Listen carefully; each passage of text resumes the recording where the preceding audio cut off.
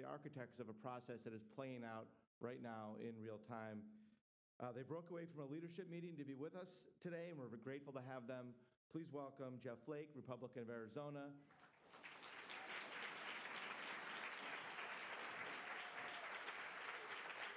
And Chris.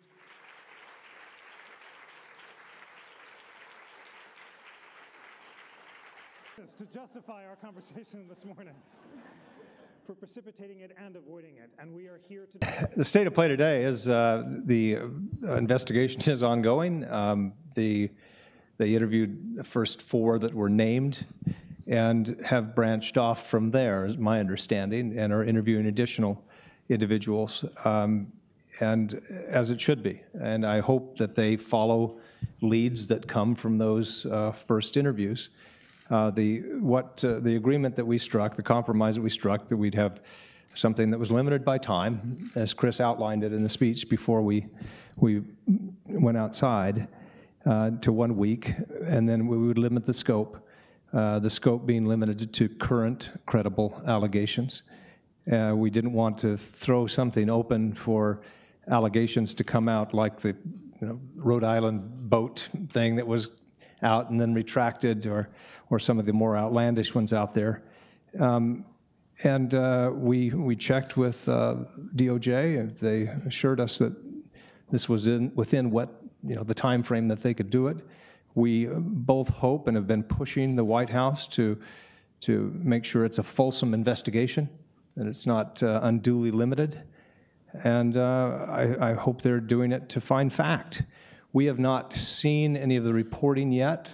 We were told it might come back more in real time, and that we might have some decisions to make in terms of where they go.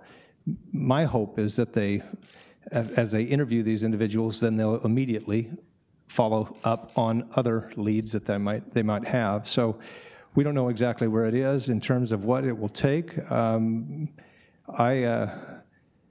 I just hope that we find fact, and I have an open mind, just like I had in the hearings, and we'll see what they come back with. I don't want to prejudge it.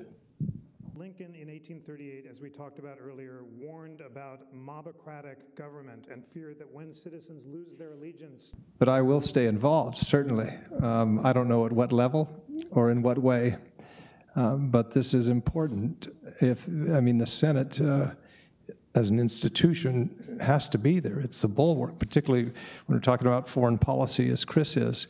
The Senate has always been, with the 6-year terms, the body, with roles that the House doesn't have in terms of advice and consent on ambassador nominees and the president's cabinet and the court, but the ability with a longer term to see beyond the hill and to develop relationships.